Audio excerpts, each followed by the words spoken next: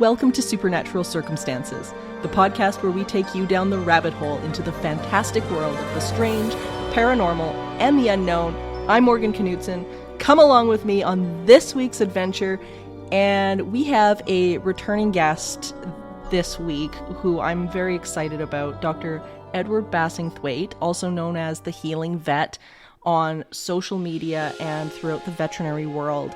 Now, if you guys missed the last episode that Dr. Bassingthwaighte was on, I highly encourage you to go back and listen to it. He is a phenomenal individual who applies not only spirituality but a level of psi using precognition and clairvoyance and all sorts of different techniques to help animals heal, to become their better selves, and to help the people understand how they can turn around and be the best owners, the best partners that they can be with their pets. So if you are an animal lover, this is the episode for you.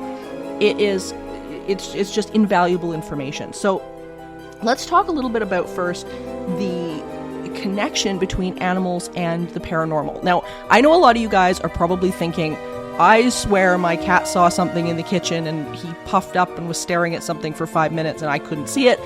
We've all had some sort of connection with our animals, looking at them and looking at their behavior and going, what are you seeing that I'm not seeing? I know for myself, with my little python Galen, he sees a lot of things that I definitely do not see. I've talked a little bit about in the show before, him greeting somebody who seems to come and visit him, who I can't see, who he's very excited about. They have this natural ability to connect in with non-physical. And I think part of that's because they see things in a way that we just can't perceive. They've got extrasensory abilities, such as, for example, with Galen, he can see heat.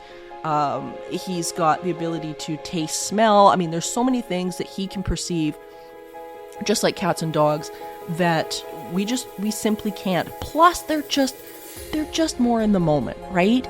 And I think that's a humongous advantage when it comes to being able to perceive some of this non-physical stuff that we just can't.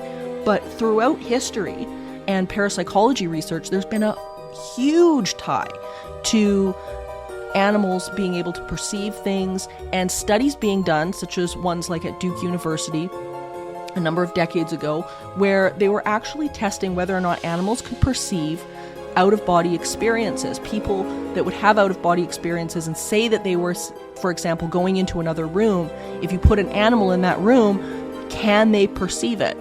And interestingly enough, the study turned out that, yeah, they're seeing something, and it's not perceivable for people. So we'll talk a little bit about that after the show. But if you guys have not delved into what Dr. Bassingthwaighte has to offer, he is a phenomenal man, and we're going to talk a lot about different belief systems today. Some of this might resonate with you, some of it maybe not, but it's up to you to take what you can and make your life with your animals and the animals around you better. So let's get into this. I'm excited. Let's go. Well, it is so good to see you. As I was just mentioning off recording, it's just really, really good to have you back. So thank you so much for doing this today. You're welcome. Always fun to come and hang out with you and have interesting conversations. Oh, gosh. And the last episode that we did, there were so many people that were, I think, so deeply connected with what you were saying, and some of the messages that we were getting back of people who I think were able to just take what you were saying and really apply it to their relationships with their animals. It was really cool. And we also had a lot of questions about animals seeing things that maybe people aren't quite seeing. And you've been posting quite a bit about this on your Instagram. So I wanted to get into that a little bit today. And the one of the first things I want to ask you is if you can talk a little bit about animals seeing spirits. What's your position on that, and why? Well, let's just back up a little bit and talk about intuitive perception or Sure. an intuitive empathic type sensory awareness first, because I think helping people understand that a little bit will help them understand how their animals can and do sense and know when non-physical things are around. So intuitive perception is something that I believe is inborn into every human being on the planet. It's just that most humans shut it down to survive the human jungle, to survive social pressures, to for a whole lot of reasons, or because it's too uncomfortable to perceive a whole lot of the violence and trauma and stuff like that exists in the human race at this time. But everyone has what I call an intuitive sensorium, which is a particular spectrum of how they perceive intuitive, non-ordinary reality, non-physical type reality. Sure. And everybody wants to be clairvoyant, right? Everyone wants to see visions and see auras and stuff like that. And certainly I know that I have had that affliction in the past. Why can't I see things?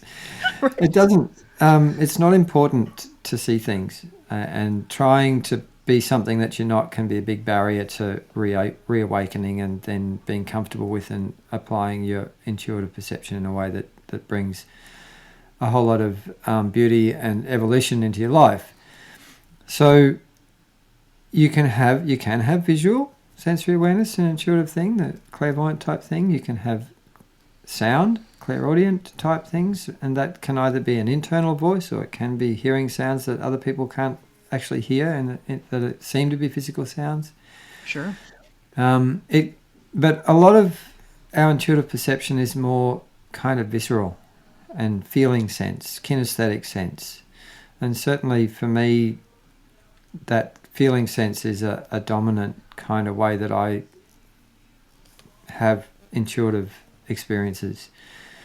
And the other big one is cognizant, so just direct knowledge that you can have. There's no reason that you could know that thing, but suddenly you know that thing. So and you can get smell and taste too, though they are rarer in humans.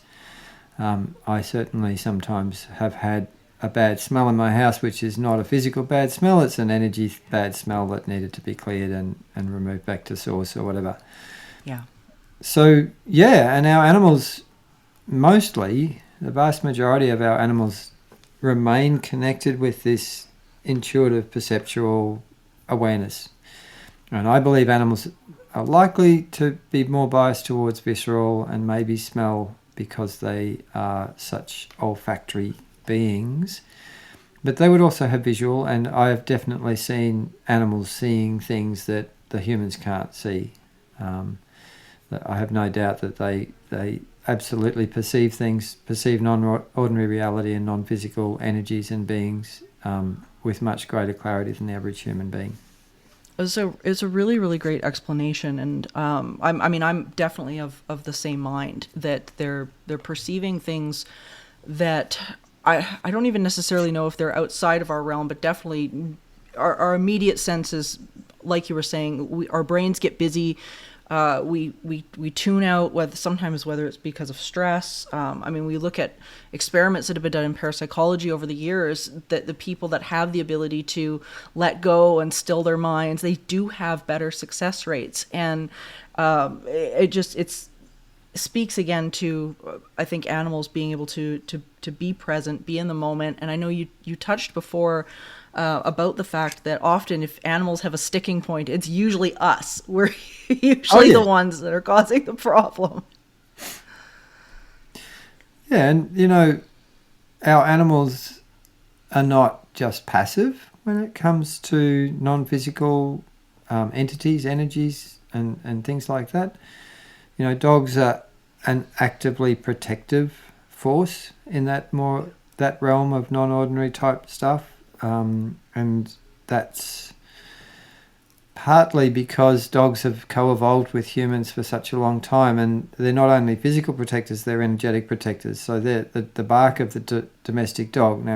Just like some people are really good at running fast and some are not, there's a spectrum of how powerful any given individual is in this, but You know, sometimes when a dog's barking at nothing, it's not actually barking at nothing. It's psychically, energetically protecting and chasing away things that might cause harm in a more subtle way. And cats too, you know. Cats in a different way are protective of energy and the space of the home. That's really interesting. What do you notice the biggest difference between them is? I mean, obviously dogs are very they tend to be very territorial. They function in a pack, where the cat's, typically a little bit more of a loner in some scenarios. What do you see as the difference in behavior? Well, I think the fundamental difference between dogs and cats is that dogs are a social group animal and cats are like kind of lone individual type social animals. Now, cats in the wild do, and in the cities, feral cats do have occasional gatherings, which is kind of weird and lovely to know, but they do occasionally kind of come together and just hang out a bit, but there's not a whole lot of interaction, whereas dogs in a pack, there's a lot of interaction, and they'll go to sleep in a heap. Well, some of them will, some of them won't. My little fluffy dog here doesn't like anyone coming anywhere near him when he's sleeping, but my dog and my cat sleep in a heap. So I think that really affects the energy, the psycho-spiritual kind of expression of these animals. So cats too are creatures of the night, so they're more comfortable with the darker realms and they're more energetically fluent in that time of darkness and going within and that sort of thing. So I think dogs are, with humans, they're kind of daytime animals, but they're actually crepuscular, which means that they're active at dawn and dusk. That's the natural time for dogs to be active. And dawn and dusk are really interesting, energetic times of transition. So if there are potential for doorways or for energies to come in and out and stuff like that, then often they'll be more active at dawn and dusk. And I got to say, you often hear dogs barking most at dawn and dusk. And I kind of see dogs as this protective network, embedded within the human kind of civilization. And you hear one dog bark and they all bark. You feel this whole array of dogs expressing energy through their voice and their consciousness. And often dawn and dusk is when they're most active with that, I find. So there's these different kind of... I've been studying at this thing called Paco School, which is studying with the Quechua people from the deep in the Andes, and their worldview is that everything is living energies, and they don't talk about having good energy or bad energy. All they talk about is that there's light, refined energy, and there's heavy energy, and they all have their place, but you need to know what kind of energies are healthy for you or for given situations at a given time. And I think dogs can be really good at protecting from heavy energies coming into the human space, because they're very protective of what they would perceive as their pack.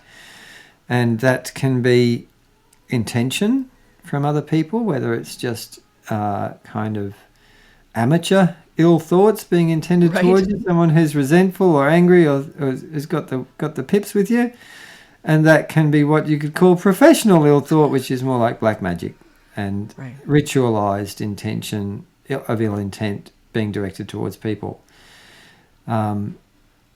Cats, well, they're very protective of their territory from other cats, so you can probably think of cats as being more like, well, this is my place, and you energy thing, no, you're not allowed in here. Right. So that's kind of the way I see the difference of it, but I'm just really starting to feel around the edges of this particular topic. I'm not really understanding it as fully as I'd like to. I totally understand. I when I first started years ago with parapsychology, that was the one aspect that really, really fascinated me, was this idea of what some of these negative entities are, whatever heavy, negative, and whatever you want to call them. And it was something that was really interesting to me because I wanted to know how people were interacting with them, how the animals were interacting with them, what was triggering what. The behavior side of it was something that really drew me in. I wanted to know the whys and the wherefores. And I sort of came to the conclusion really early that I wasn't going to figure out what it was per se. I think it was, every culture has got a different label for them. And I sort of and I kind of put that aside, go ahead. So we can talk a bit about entities. This is something where I do have deep knowledge, partly because I had what you might call an anti-apprenticeship with what I call a shadow shaman, a guy who was right into black magic. And really, it took me some 8 years to clear all the various kind of things that had been inflicted upon me by his influences. Wow. So entities, they're a heavy energy, right? They are a non-physical consciousness. They can be trapped and used by black magic practitioners and kind of implanted into people's or animals' energy fields and then used to kind of as a parasitic type harvesting thing.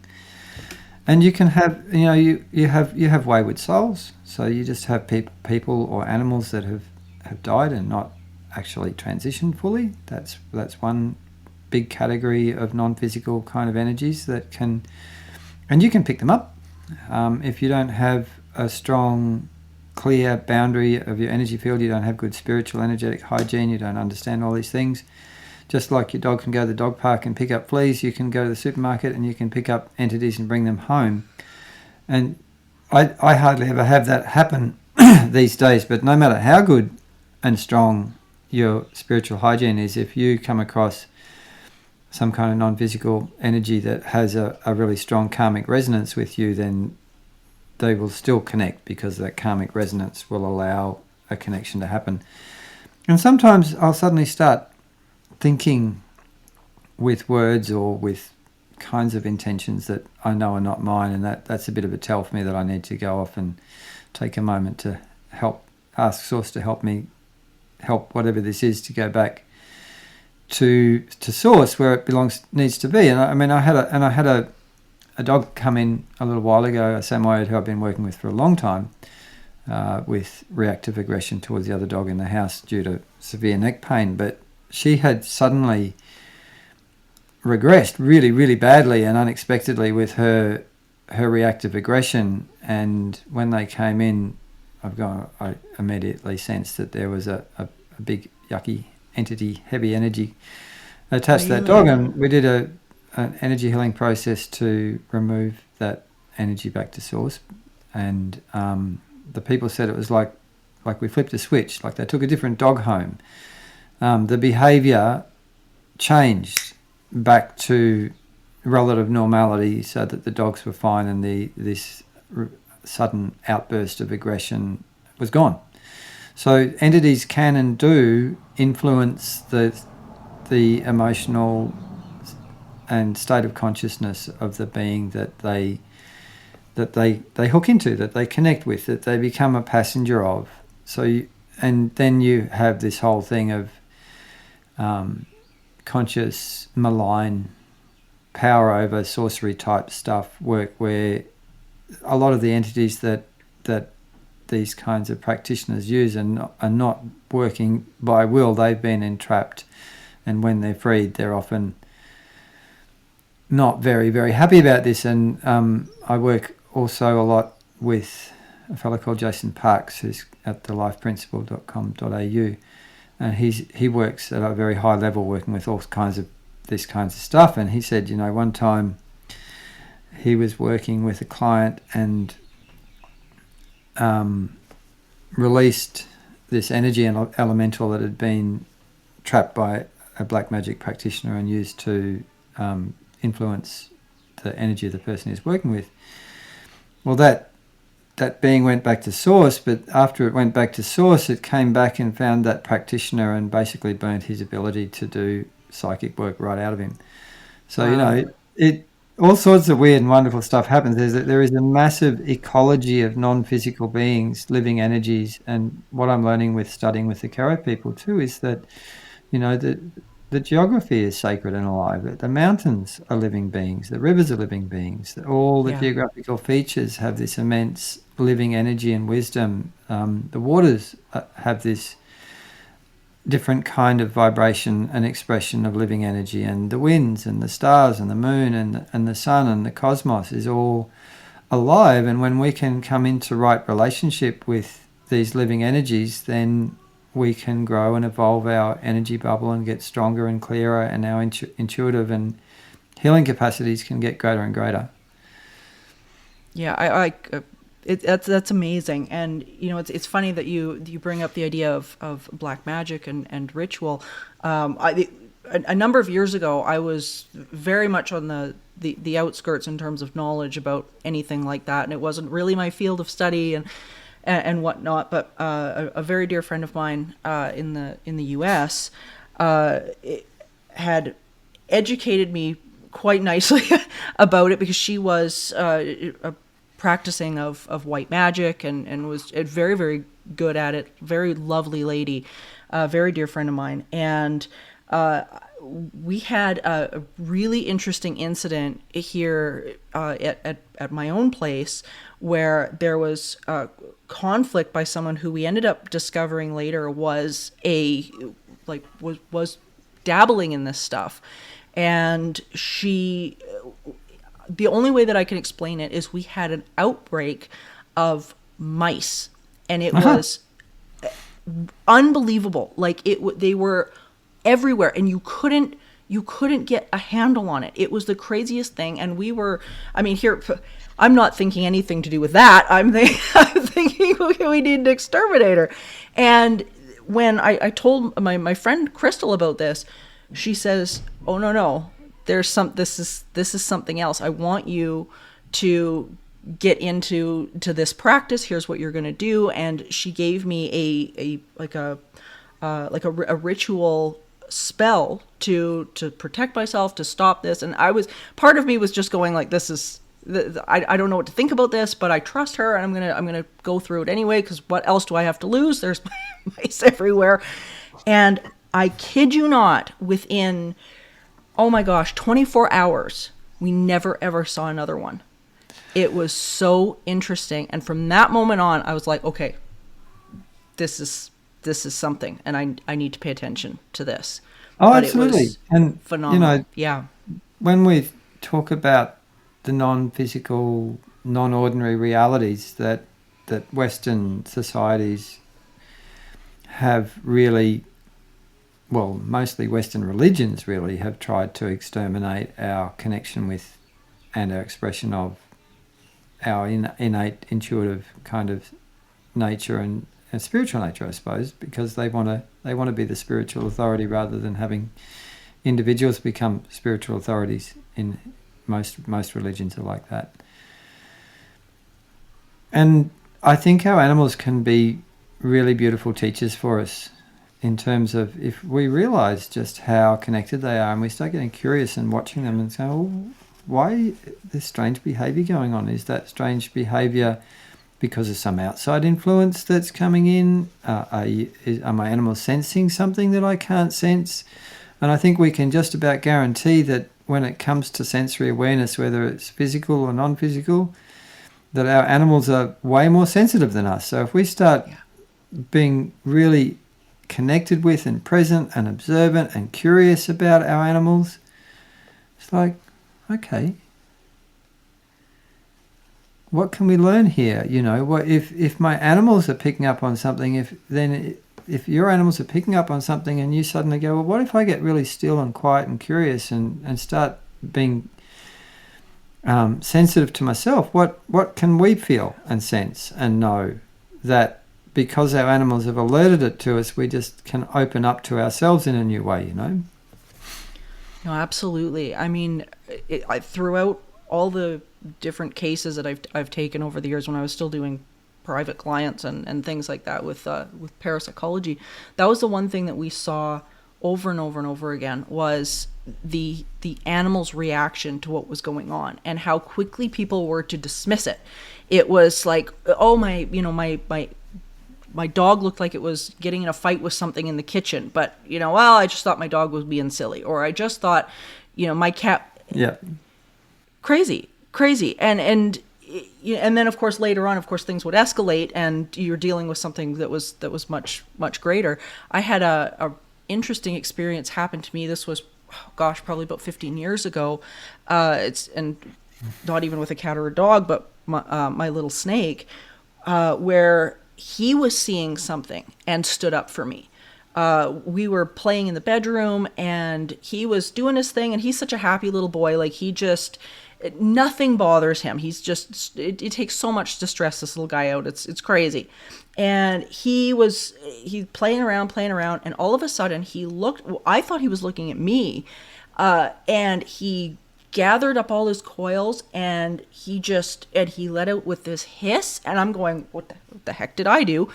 And I'm going, oh my God, I'm sorry. What did I do? And I shifted out of the way just a little bit, and he was looking over my shoulder. So I scooped him up, and when I picked him up and I stood up, he looked down at something that was, I guess, probably about 2-3 feet tall.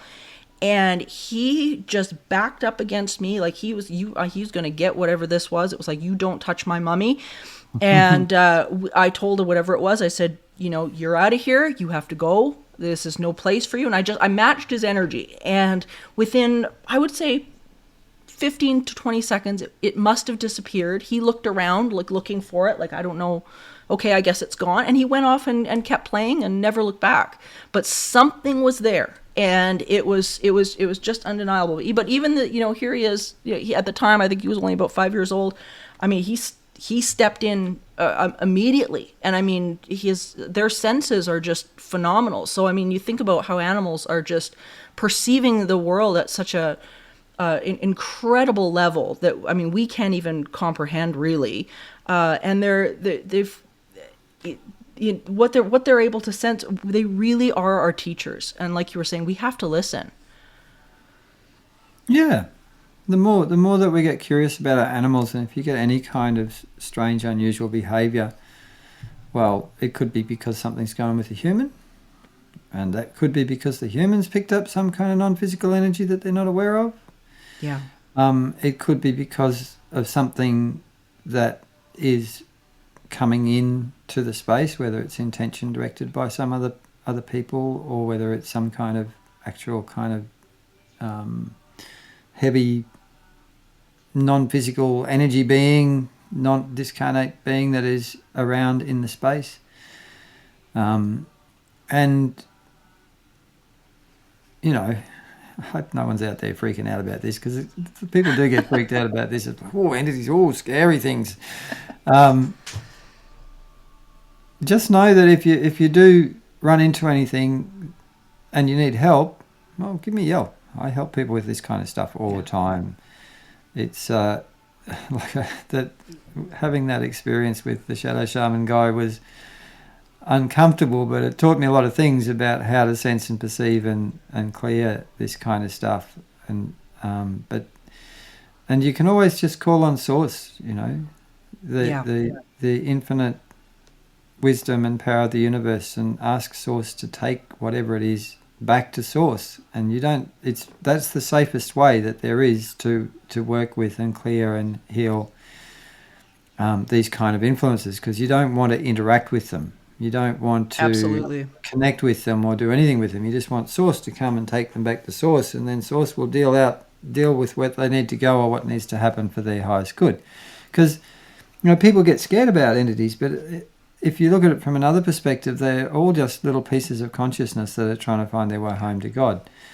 And I have in the past seen people do terrible things to entities, where they send them off into purgatory for 10,000 years and then banish them and stuff. But if you banish a thing and make it go away, well, it's just going to go off and be a heavy influence somewhere else in the world. So it's better to help it go back to the light, back to Source, back to the heart of creation, whatever you want, however you can kind of wrap your head around it.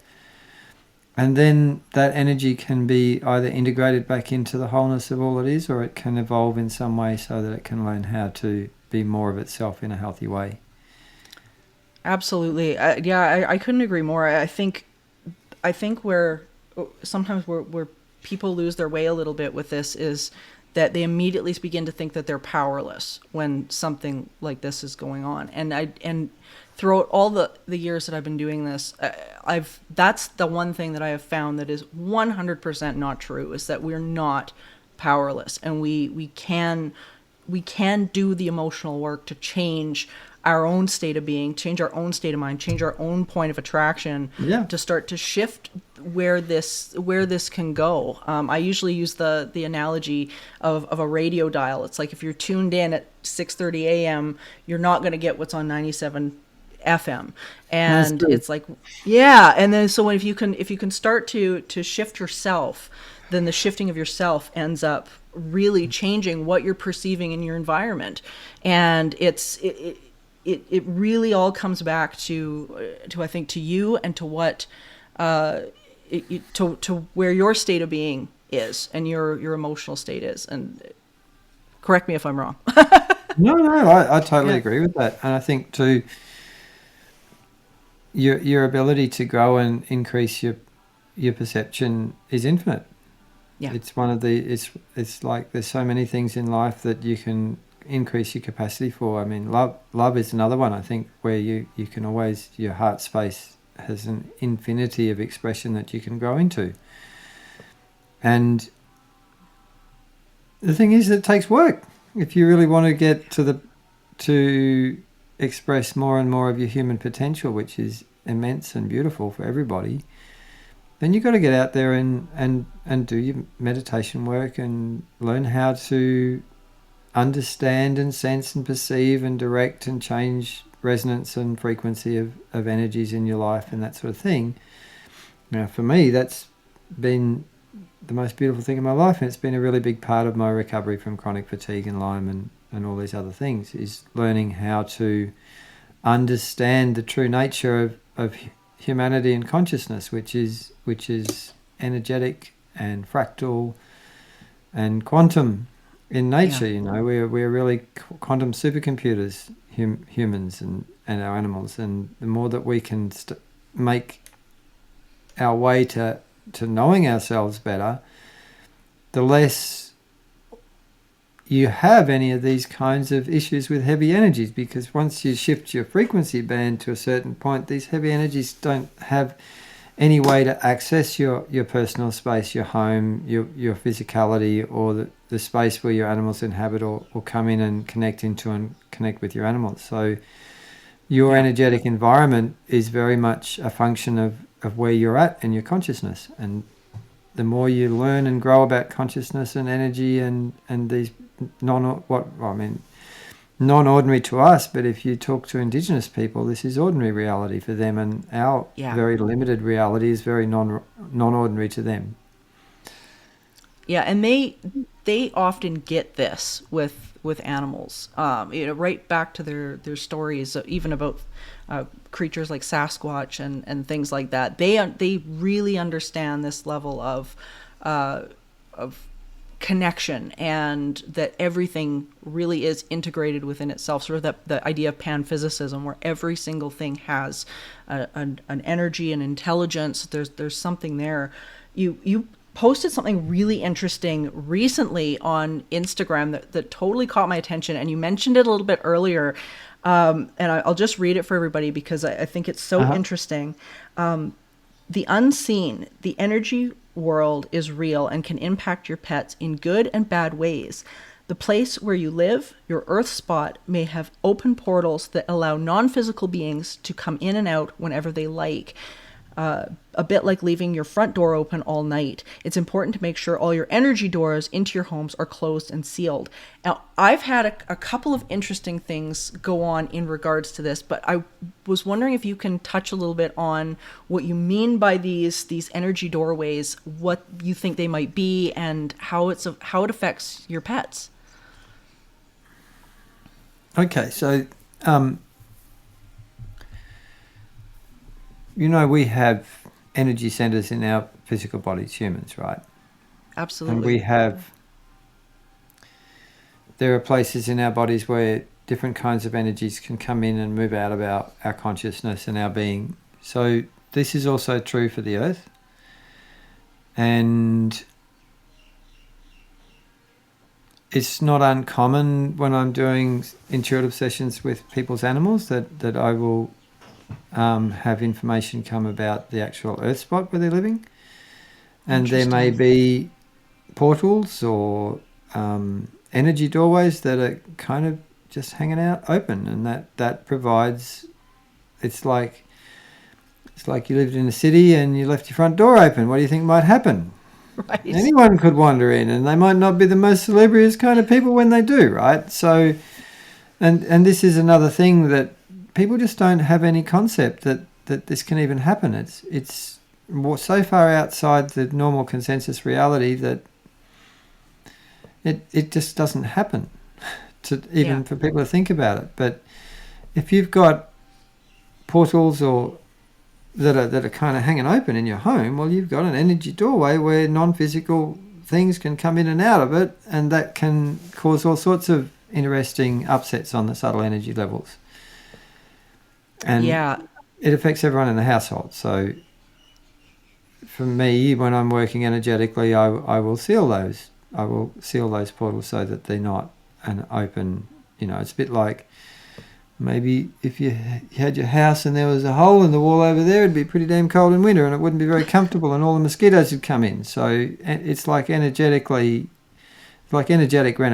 I suppose, of the energies of where you live. That's a really good way of putting it. Yes, it does make sense, and it's a really great way of putting it. Yeah, I've had some interesting experiences over the last few years with exactly what you're talking about, and in different places. I've had a number of good friends over the years who are, again, Indigenous, who have taken me to various places, even just within the province of Alberta here, and we've had some really incredible things happen. One of them, I remember we were standing on the one side of the road. We kind of got this tip off, I guess, that we should be at this one spot on the road, in this sort of back road country area. Nobody's around, at a certain time. And we were sitting around waiting for something to happen. And I've told this story on the show before. The four of us saw this bright white light that showed up across. And the first thing we thought, because it started out quite small, we thought somebody was actually coming down the lane with a flashlight or a lantern. It was so intense. Nobody there. This thing expands and expands and expands. It probably lasted, it was at least a couple of minutes. And we saw something. I can't tell you what it was. I don't think anybody else could either. But something step out from the side of the lane, stand in front of it, and we couldn't see any details from it. It was just completely backlit. This light was so bright. And it stopped. It sort of turned to, it saw us, walked towards this bright light. Light was gone. And what was so odd about this, apart from the obvious, it was just really strange, was what we thought we had seen before this thing showed up, which was kind of these bent trees over a lane, and we thought that's what we were looking at. When that portal disappeared, whatever this light was, there was nothing like a lane behind it. It was the strangest thing, but something was there. And we were fascinated. I'd never seen anything like this in my life. So that was my experience with these energies. So yeah, I mean, if you've got thoughts on it, let me know. Well, who knows? I mean, I don't know that I need to try and decode what's happened for you, but right. There is a whole lot of things that can happen like that are experiences of living energies of different kinds, whether they be living energies of what our more European Celtic tradition would call fairies, Right. Right. Elementals, earth energies, and or the Kara people would call the Apus and the Pachamamas the masculine and feminine nature beings, which are embodied in mountains and rivers and lakes and things like that. But I think the really important thing to know is that we can form relationships with them and communicate with them and form not healthy relationships that are mutually beneficial. And when we start to wake up to that, and this is also true of on an energetic level with our own animals, the more that we can connect with their souls and their spirits and their living energy in physical and non-physical ways, then we have immense potential for our relationships with our animals to get so much richer and more beautiful and more empowering for both ends of the leash, so to speak. So everyone's going to have all sorts of kinds of experiences when they come to exploring and growing into what is our natural human birthright of being highly empathic, deeply intuitive, able to perceive and communicate and interact with all kinds of living energies, physical and non-physical living energies. I think that's the salvation of humanity. It's just that the more that we all do this, the better. Yeah, no, I couldn't agree more. I think that's the one thing we have so drastically lost, especially over the last 15 years. The ability to, I think, number one, be still with ourselves, have that time of meditation, whatever that looks like for you, whether it be painting, whether it be being with our animals, even just having that exchange and being able to just be still and be quiet, to be able to listen, to be able to, instead of being, forceful with whatever's going on in the universe, to have that ability to just sit back and allow and listen, and stuff starts to come when I think we're able to do that. And I feel like we've lost that. And I think, like we've been talking about, our animals, I think, are a wonderful way of guiding us back there. Yeah, and I think it's also good to learn some skills on this front, because spiritual hygiene, energetic hygiene, subtle energy perception and direction skills are very, very useful things to have in life. Yeah, no, absolutely. So if people out there are going, oh my gosh, okay, I know my animal is seeing something in my house, I know that can we talk a little bit about maybe how they can either foster that, how maybe that's a beginning connection with something that's positive? Because we've talked a little bit about the dark side, but a lot of the time, I mean, these things are a wonderful positive thing. I know my little Galen has tons of positive interactions. They are a wonderful positive thing, and Brian Froud's fairy cards are one of my favourite decks, and the energy beings that he has painted into life through his perception are incredibly beautiful. And there's one of them that is very high energy, very mischievous energy, which is good friends with our cat. And we have to put some limitations about how and when he's creating havoc in the house. So there's that. And, I'll tell a story too about a client that I had years ago that had an anxious little dog, and I was going to, doing relaxing touch and energy healing, all that kind of stuff for this little dog to help with anxiety. And then one visit, it turns out she'd been away somewhere and visited something, and she'd come back and she'd brought some kind of energy back with her that was very protective, but also problematic when people were coming to visit, because all these phenomena were happening. So what came out of my intuitive connection and understanding of that situation was, okay, we need to make this being a little house at the front door. So we got a little flower pot, turned it upside down, put it on some things so there's a little space underneath, and we gave this being some guidelines about how, when friends were coming, you're not allowed to hassle them. Right. But you can be as protective as you like about anyone else. Deliveries are okay, and all the phenomena went away. Isn't that funny? So these things have just come up spontaneously as I'm working with people, right? And how I've dealt with it is just to intuitively ask what's going to be the best thing to help here. How can we help this situation? But that would have been affecting everyone in the house. I mean, the little dog was a little bit more anxious than usual because of all this other stuff going on. Sure.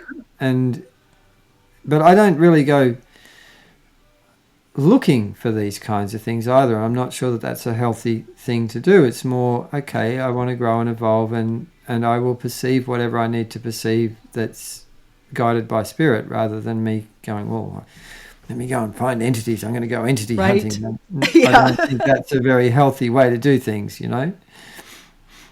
And not needed either. I think, you know, to have these experiences, it's the one thing that I've actually found over the years has repelled it. If you want to really try and find something, as soon as you're trying to find something, you're aware that it's not there, and it sort of projects this energy that, well, that it's not there yet. And what I've found is that it's one of the first things that actually will almost guarantee that you're not going to have an experience.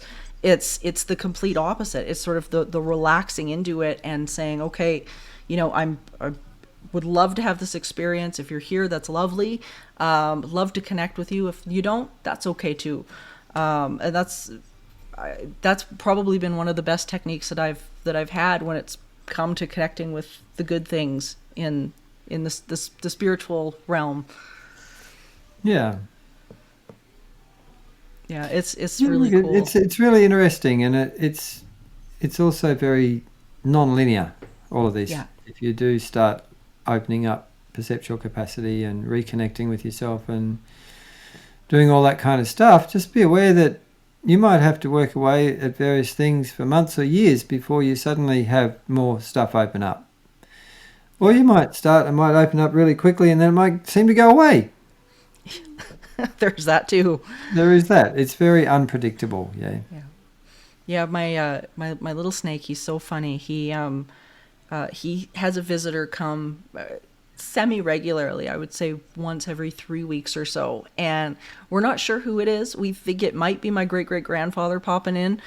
He seems to recognize whoever it is, and he's always got a greeting when he sees somebody he knows in life. He go up and greet them, and when whoever this is shows up, he does the same thing. He's just greeting what looks like mid-space to me, and I've just gotten to the point where I say, oh, you know, Galen, who's that, you know, or they come to visit, and they hang around for a little while, and he's very happy to see them, and after a little bit they must disappear because he kind of looks around like, oh, okay, well, I guess they're gone and whatnot, but he's always very excited about it, and it's lovely to watch this interaction. It's so magical because whatever he's seeing, whether he sees a person or lights or something that's beautiful, but he's sensing that energy, and just watching him interact with whoever this is, it's comforting, I think, to him and to everybody else.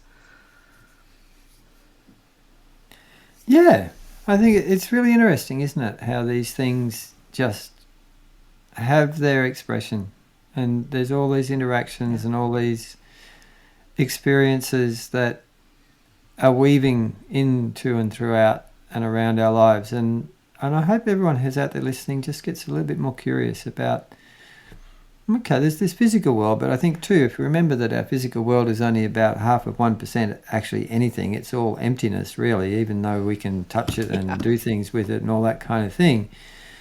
Our bodies are mostly empty space. And so we're really way more non-physical beings than we are physical if you look at it from a scientific perspective.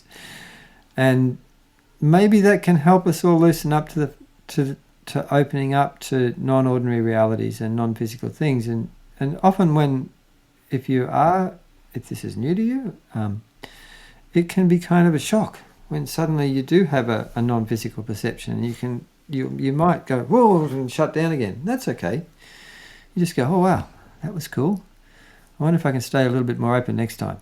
Is kind of my advice with that. And my other advice that a lot of my students, when I'm working with teaching intuitive perception and energy healing and all that sort of thing, a lot of them will go, nothing's happening, nothing's happening, nothing's happening, and nothing. And I say, well, what is happening? Oh, yeah, no, I've got this little bit of sensation here, and I had that and that. Oh, so there actually is things happening, isn't there? So, you know, there can be a real thing where people are focusing on what isn't rather than what is. And whenever you do start this kind of thing, most times the experiences at first are subtle. Yeah. And these little subtle impressions, glimpses, are the seeds that if you water them with your appreciation and attention, they'll grow into greater experiences. And the other thing about intuitive perception is it's kind of like dreamlike, and I believe it is a form of dreaming capacity in a lot of ways, intuitive perception. So when you're starting out, it's a good idea to have a journal. If you have an experience, you write it down, because otherwise it'll just dissolve and fade out of your memory very quickly a lot of the time. Absolutely. I keep my journal right by my bed every night. I don't know what I'd do without it. It's just become a habit now. You're just going there, writing down things that I'm appreciative of, like just using it in as many ways as I can, just to connect back in, to remember some of this stuff. Because after a while, I think your brain kind of blurs it all together, and it's nice to be able to actually look back and go, hey, wait a minute, no, this stuff is happening to me. It did happen. This is cool. So one last question before we go, because I know people are going to be wanting to know about this, is if they think that their animal is having trouble because of something non-physical, something that's going on that's outside the realm of what probably a normal vet would diagnose, what would you recommend they do? What are the signs, and then what would you recommend that they do, apart from, of course, giving you a shout? Well, what are the signs? I mean, it can vary. It's a bit hard to really, I mean, if you get an animal that has a sudden personality change, that can be a bit of a red flag, because suddenly there may be a passenger whose consciousness is bleeding into the consciousness of the animal. If you've got kind of unusual changes in behaviour, not just personality, but different behaviours that are out of the ordinary. I mean, if you've got an animal that's seeming to having a fight with something in your kitchen, there's probably something going on here, right? Or that there's this sudden, very protective, loud energy against something that you can't seem to see anything, but your animals suddenly, the cat's putting the tail up and fluffing and hissing, or your snake's standing up on their tail and hissing, or whatever. Yeah. Then, there's a fair chance that there's something going on there. Sometimes chronic illnesses, things like that. I think too, it's certainly, if you've got animals that have got chronic refractory problems, there can definitely be kind of more subtle energetic influences tangled up in that. Sometimes it's to do with the human. Often the human will have similar health problems. Sometimes there's karmic bonds, ties, agreements, or restrictions that need to be released. Sometimes animals have intergenerational energetic baggage that needs to be cleared. So there's a whole lot of different kinds of things that can be helpful. What do? Well, most people are going to need some help because they don't actually have the intuitive capacity and energy healing awareness to do what's needed. So, sure. I'm here to help if you want. I mean, there's lots of other people out there that do similar kind of work. We have courses with whole energy body balance, energy work for animals, where you can learn how to open up your intuitive perception and work with energy and healing and all that kind of thing for your own animals too. So there's lots of people teaching all sorts of things with animals these days: animal communication, energy healing. I mean, I can't really say who I'd recommend there because it's not my jam and I haven't studied with any of them, but there's lots of options, and you just need to find what feels right for you and your animals. Absolutely. Well, I recommend you. And so tell people, absolutely. To me, you just excel in this, and your knowledge base is so incredible. I tell people where they can find you, where they can get a hold of this course. Give us the lowdown. Yeah, well, come to thehealingvet.com. If you want to book sessions one-on-one with me, that's probably the easiest way to get started with that. wholeenergybodybalance.com is where the modality and all the courses and everything live, and you can look up the Healing Vet on Facebook and Instagram. I'm pretty active there too. Yeah, and everybody, the videos, everything that he posts is so interesting. It's so full of information about all sorts of subjects in regards to your pets. So please, please, please go subscribe. We're going to have all the links to his course and website. Everything is going to be in the show notes. So please go subscribe. It's so fascinating. I learn something every time I see your post come up. So it's amazing. So thank you so much again for doing this today. You're welcome. Absolute pleasure. Thanks for having me on the show again. Well, that was an absolutely incredible discussion. I know I learned a lot. What about you guys?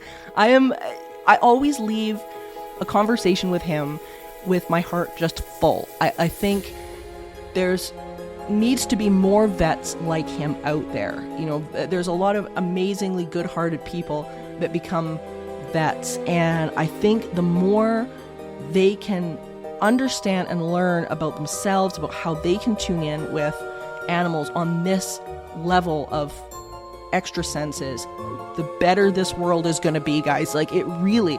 And what's so neat about this is I think this is a growing movement. I think what we got to experience today with Dr. Bassingthwaighte and what's going to be happening in the animal community, the more we understand that they are the next level rather than something beneath us. They are the next level of consciousness and how they perceive things.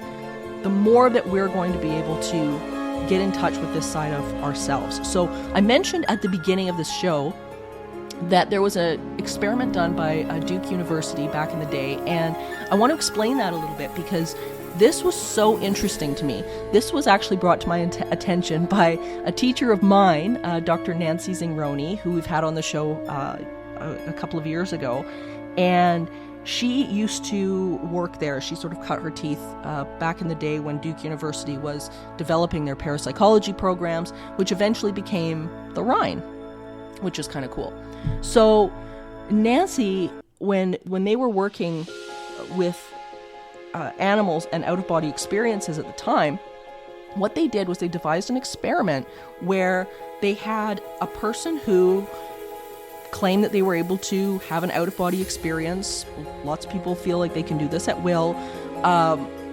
In one little hut out back, they would put them in this little hut that was isolated so nobody could see what they were doing. And they would have cameras in a second little hut out back. And they would take whatever animal that they were using and they would put them in this little room. And the room would be filled with furniture. So it would have, for example, maybe a table and chairs and a bed and just sort of rudimentary objects, but a little room.